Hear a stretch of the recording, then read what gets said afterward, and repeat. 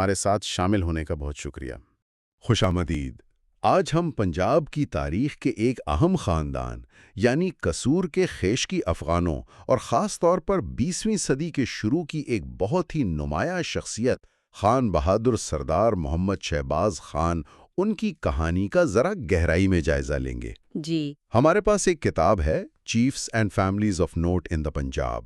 اس کے کچھ حصے ہیں جو اس خاندان کی کئی صدیوں پر پھیلی تاریخ پر روشنی ڈالتے ہیں۔ بالکل۔ تو آج کا مقصد یہ ہے کہ ان ذرائع سے اہم باتیں نکالیں اور یہ سمجھنے کی کوشش کریں کہ یہ خاندان بدلتے وقتوں میں جیسے مغل دور، سکھ دور اور پھر برطانوی راج کیسے اپنا اثر و رسوخ قائم رکھنے میں کامیاب رہا۔ بالکل، اور یہ صرف ایک خاندان کی کہانی نہیں ہے بلکہ اس میں ہمیں پنجاب کے اس وقت کے بدلتے ہوئے سیاسی اور سماجی حالات کی بھی جھلک ملتی ہے۔ اچھا۔ ان ذرائع سے ہمیں یہ دیکھنے کو ملتا ہے کہ کیسے وفاداری، فوجی خدمات اور مقامی اثر و رسوخ ان سب کو استعمال کر کے اقتدار کے ساتھ تعلقات بنائے گئے اور پھر نبھائے بھی گئے۔ خاص طور پر یہ دیکھنا بہت دلچسپ ہے کہ وہ مختلف حکومتوں کے دور میں کیسے اپنی جگہ بناتے رہے وقت کے ساتھ ساتھ۔ تو آئیے بالکل شروع سے شروع کرتے ہیں۔ یہ خاندان پنجاب کب آیا اور کیسے آیا؟ جی، ان کا تعلق ہے خیشکی افغان قبیلے سے۔ یہ لوگ تقریباً 1525 عیسوی میں غالباً ارغستان سے پنجاب آئے۔ اچھا۔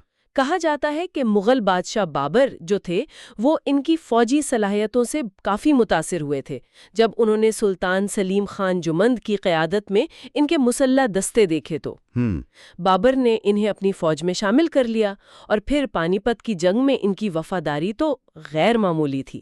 ذرائع بتاتے ہیں کہ وہاں ان کے قریباً 700 آدمی مارے گئے تھے۔ 700 افراد؟ یہ تو بہت بڑی تعداد ہے، بہت بڑی قربانی ہے۔ ظاہر ہے اس کا آگے چل کر بہت فرق پڑا ہوگا۔ جی ہاں، بالکل۔ اسی وفاداری نے مغل دربار میں ان کی بنیاد مضبوط کر دی، انہیں اہم عہدے ملے، ذمہ داریاں سونپی گئیں۔ صحیح۔ تاہم اکبر کے دور میں کچھ درباری سیاست کی وجہ سے اور شاید قندھار مہمات میں ان کی مصروفیات کی وجہ سے بادشاہ سے ان کے تعلقات کچھ ٹھنڈے پڑ گئے تھے۔ ابو الفضل اور ٹوڈرل مل جیسے جو با اثر درباری تھے، کہا جاتا ہے کہ انہوں نے بادشاہ کو ان کے خلاف کیا، جس کے نتیجے میں انہیں مرکز سے دور اپنی پسند کی جگہ پر جا کر آباد ہونے کا حکم ملا۔ اور انہوں نے قصور کا انتخاب کیا پھر؟ ہاں، تقریباً 1580 عیسوی میں وہ دہلی سے نکلے اور دریائے ستلج اور راوی کے بیچ میں جو آج کل قصور ہے اس کے قریب شکرپور میں آباد ہوئے۔ اچھا۔ یہاں انہوں نے علاقے کو مقامی لٹیروں وغیرہ سے پاک کیا، امن قائم کیا، اور کہتے ہیں کہ قصور جس کا مطلب محل ہے اس کی بنیاد بھی اسی دور میں رکھی گئی۔ بعد میں خاص طور پر اورنگزیب کے دور میں انہوں نے مغلوں کی بہت خدمت کی اور بڑے بڑے عہدے حاصل کیے جیسے شش ہزاری اور ہفت ہزاری۔ یہ تو بہت بڑے رینک ہوتے تھے۔ یعنی وہ زمینیں جن کا لگان وصول کرنے کا حق ان کے پاس تھا۔ تو مغل دور میں تو ان کا بڑا عروج رہا، لیکن پھر جب مغل سلطنت کمزور ہونے لگی اس کا ان پر کیا اثر ہوا؟ ظاہر ہے مغل سلطنت کے زوال نے ان کے لیے نئے چیلنجز پیدا کیے۔ لاہور کے جو مغل گورنر تھے عبد الصمد خان، ان سے ان کی دشمنی ہو گئی، جس کی وجہ سے انہیں قصور سے نکالا بھی گیا۔ جواب میں ایک بڑی تعداد میں افغان جمع ہوئے، لیکن 1720 کے آس پاس چنیا کے مقام پر ایک جنگ ہوئی جس میں انہیں شکست ہوئی۔ یہ ایک بڑا دھچکا تھا ان کے لیے۔ یعنی حالات اب بدل رہے تھے اور انہیں نئے سرے سے اپنی جگہ بنانی پڑ رہی تھی۔ بالکل، یہ ان کی تاریخ کا ایک اہم موڑ تھا۔ جب نادر شاہ اور پھر احمد شاہ ابدالی کا دور آیا تو اس وقت جو خاندان کے سربراہ تھے نواب ولی داد خان، انہوں نے بڑی سمجھداری دکھائی۔ اچھا، کیسے؟ انہوں نے احمد شاہ ابدالی کی خدمت اختیار کر لی اور پانی پت کی تیسری جنگ جو ہوئی تھی 1761 میں، اس میں مراٹھوں کے خلاف بڑی بہادری سے لڑے۔ ابدالی ان سے خوش ہوئے اور انہیں نواب اور سیف الدولہ جیسے خطابات دیے اور ایک قیمتی آسفانی تلوار بھی عطا کی۔ یہ اس بات کی مثال ہے کہ وہ کیسے بدلتے ہوئے حالات میں نئے طاقتور حکمرانوں سے اتحاد کر کے اپنا اثر و رسوخ برقرار رکھتے تھے۔ لیکن یہ دور بھی ظاہر مستقل نہیں رہا ہوگا۔ پنجاب میں تو پھر سکھ مسلوں کا عروج شروع ہو گیا۔ جی، نواب ولی داد خان کی وفات کے بعد 1764 میں سکھ سرداروں نے، خاص طور پر بھنگی مثل نے، قصور پر حملہ کیا اور کافی تباہی مچائی۔ اس میں بہت سی قیمتی کتابیں اور قلمی نسخے بھی ضائع ہو گئے۔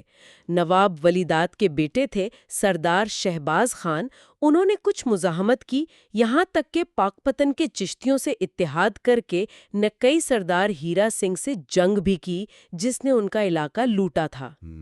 لیکن آخر کار انہیں بدلتی ہوئی حقیقت کو تسلیم کرنا پڑا۔ دلچسپ بات یہ ہے کہ بعد میں 1804 میں سردار غلاب سنگھ بھنگی نے ہی انہیں قصور میں بطور جاگیردار بحال بھی کر دیا۔ اچھا، اور پھر مہاراجہ رنجیت سنگھ کا دور آیا، اس نے تو پنجاب کا نقشہ ہی بدل دیا۔ ان کے ساتھ خیشکی خاندان کے تعلقات کیسے رہے؟ شروع میں تو شہباز خان نے بھنگی سرداروں کے ساتھ مل کر رنجیت سنگھ کی مخالفت کی، اچھا، لیکن جلد ہی انہیں رنجیت سنگھ کی بڑھتی ہوئی طاقت کا اندازہ ہو گیا، تو انہوں نے بھاسن کے مقام پر ان سے ملاقات کی۔ کچھ عرصے تک وہ قصور میں رہے، لیکن آخرکار رنجیت سنگھ نے قصور کا کنٹرول خود سنبھال لیا۔ تو ان کی جاگیریں؟ ان کی جاگیریں ضبط کر لی گئیں، لیکن بدلے میں انہیں ممڈوٹ میں جاگیر دے دی گئی۔ تو یہ ایک اور مثال ہے کہ کس طرح انہیں نئے حکمران کے تحت اپنی حیثیت کو ایڈجسٹ کرنا پڑا۔ وہ مشہور آسپانی تلوار بھی رنجیت سنگھ نے لے لی تھی، حالانکہ بعد میں واپس کر دی گئی۔ تو یہ خاندان مسلسل بدلتے ہوئے سیاسی منظرنامے میں آپ کہہ سکتے ہیں کہ اپنی بقا اور حیثیت کے لیے سمجھوتا بھی کرتا رہا اور کبھی مزاحمت بھی۔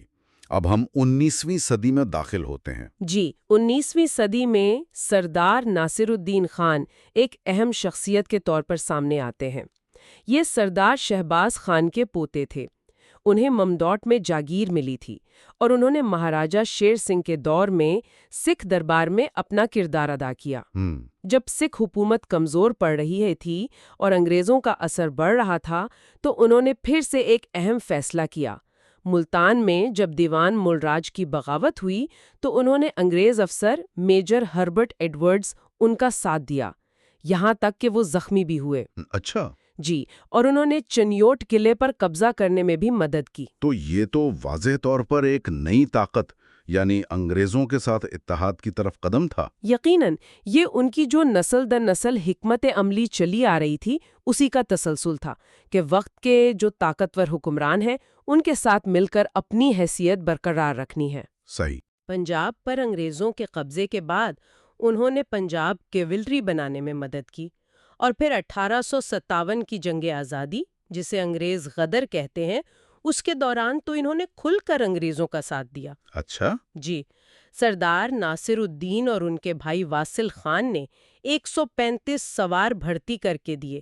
واصل خان نے تو کھرل بغاوت کو دبانے میں بھی کردار ادا کیا۔ تو ان خدمات کا صلہ بھی یقیناً ملا ہوگا۔ جی ہاں، بالکل۔ ناصر الدین خان کو نقد انعام ملا، ایک بندوق ملی، ان کے ایک رشتہ دار کو تمغہ بھی ملا، اور سب سے اہم بات یہ کہ 1858 میں ان کے ماموں تھے سردار فتح خان اتمانزئی، جنہوں نے چین میں انگریزوں کے لیے خدمات انجام دی تھیں۔ ان کی سفارش پر انہیں دیپال پور تحصیل میں 500 ایکڑ زمین بطور جاگیر ملی۔ 500 ایکڑ؟ جی، جہاں انہوں نے کوٹ فتح خان کے نام سے گاؤں بسایا۔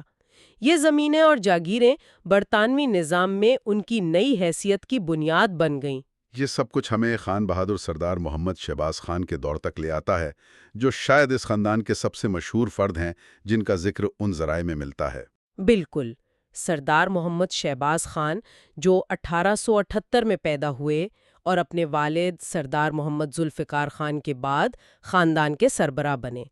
20ویں صدی کے شروع میں وہ اس خاندان کی تاریخ کا ایک بہت اہم باب ہے۔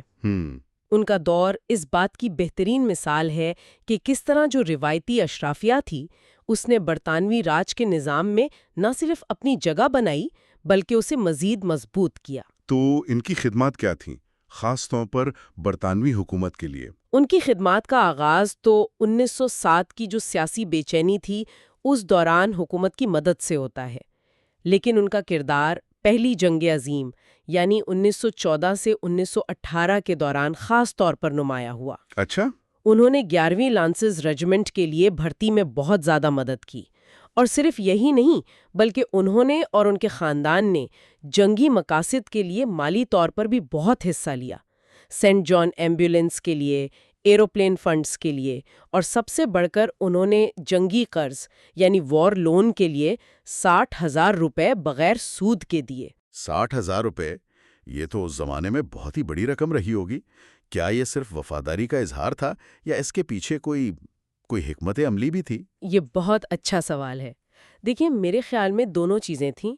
وفاداری کا عنصر تو تھا ہی، وہ تو ان کی خاندانی روایت کا حصہ بن چکا تھا، لیکن یہ ایک انتہائی، آپ کہہ لیں کہ دانشمندانہ قدم بھی تھا۔ اس طرح کی خدمات سے برطانوی حکام کی نظر میں ان کی اہمیت اور ساکھ میں بہت زیادہ اضافہ ہوا، اور اس کا انہیں صلہ بھی ملا۔ کیا ملا؟ حکومت میں انہیں 250 روپے سالانہ کی اضافی جاگیر دی، ایک اعزازی تلوان یعنی سورڈ آف آنر دی، اور پہلے خان صاحب اور پھر خان بہادر کے خطابات سے نوازا۔ یہ خطابات اور اعزازات برطانوی ہندوستان میں سماجی اور سیاسی حیثیت کی ضمانت سمجھے جاتے تھے۔ جنگ کے بعد بھی ان کا ایک اہم کردار سامنے آتا ہے، خاص طور پر 1919 کے جو پراشوب واقعات ہوئے تھے۔ جی ہاں، اپریل 1919 میں جب رولٹ ایکٹ کے خلاف احتجاج ہو رہا تھا تو قصور میں حالات بہت خراب ہو گئے۔ ہڑتال ہوئی اور ایک مشتعل ہجوم نے سرکاری عمارتوں پر حملہ کر دیا۔ تحصیل، عدالت، ریلوے اسٹیشن، ڈاک خانہ، ان سب پر حملہ کر کے آگ لگا دی۔ اوہ خدایا! تو اس افراتفری میں سردار محمد شہباز خان نے غیر معمولی جرأت دکھائی۔ انہوں نے ایک انگریز جوڑا تھا، مسٹر اور مسز شیروڈ، انہیں اس مشتعل ہجوم سے بچایا اور بے حفاظت ایک محفوظ جگہ تک پہنچایا۔ یہ تو واقعی ایک بہت بہادری کا کام تھا۔ اس کا کیا نتیجہ نکلا؟ اس بہادری کا بھی حکومت نے اعتراف کیا۔ پنجاب کے لیفٹیننٹ گورنر نے خود انہیں 200 روپے کی خلعت یعنی اعزازی لباس اور مزید 250 روپے سالانہ کی جاگیر عطا کی۔ واہ! ان کی اہمیت اتنی بڑھ گئی تھی کہ 1922 میں جب پرنس آف ویلز ہندوستان آئے تو انہیں ان چند چنے ہوئے سرداروں میں شامل کیا گیا جنہیں شہزادے سے ملاقات کا شرف حاصل ہوا۔ تو فوجی اور ہنگامی حالات میں مدد کے علاوہ کیا وہ مقامی سطح پر بھی بہت فعال تھے؟ بلا شبہ ان کا مقامی اثر و رسوخ بہت زیادہ تھا۔ انہیں 1914 سے ہی مجسٹریٹ کے اختیارات حاصل تھے۔ وہ قصور میونسپیلٹی کے نامزد رکن رہے اور 4 مرتبہ اس کے صدر منتخب ہوئے۔ 4 مرتبہ؟ جی، یہ ظاہر کرتا ہے کہ مقامی سطح پر بھی ان کی قیادت کو تسلیم کیا جاتا تھا۔ اس کے علاوہ وہ اعزازی ایکسٹرا اسسٹنٹ کمشنر تھے، صوبائی درباری تھے۔ یہ تو ذمہ داریوں کی ایک بہت لمبی فہرست ہے۔ جی، اور یہ یہیں ختم نہیں ہوتی۔ وہ ڈسٹرکٹ بورڈ کے ممبر تھے، ڈسٹرکٹ سولجرز بورڈ کے ممبر تھے، اور یہاں تک کہ لندن میں قائم ایسٹ انڈیا ایسوسی ایشن کے بھی رکن تھے۔ اچھا؟ سینٹ جان ایمبولینس ایسوسی ایشن، جس کے لیے انہوں نے جنگ میں چندہ دیا تھا، اس کے وہ لائف ممبر تھے۔ وہ قصور کی ایک مقامی تنظیم تھی، انجمن انصار الامان، اس کے صدر بھی تھے۔ یہ تمام عہدے اور رکنیتیں ظاہر کرتی ہیں کہ وہ صرف ایک بڑے زمیندار ہی نہیں تھے، بلکہ اپنے علاقے کی سماجی اور انتظامی زندگی میں بھی ایک مرکزی حیثیت رکھتے تھے۔ ان کے پاس بہت وسیع زمینیں تھیں، خاص طور پر تحصیل چونیا اور پاک پتن میں، جہاں ان کے زمیندارانہ اور جاگیردارانہ حقوق تھے۔ ان کے خاندان کے دوسرے افراد کے بارے میں بھی کچھ معلومات ہیں ان ذرائع میں؟ جی، ذرائع کے مطابق ان کے ایک چھوٹے بھائی تھے، سردار محمد فتح باز خان۔ وہ پولیس میں گئے تھے لیکن صحت کی وجہ سے جلد ریٹائر ہو گئے اور 1926 میں ان کی وفات ہو گئی۔ اوہ!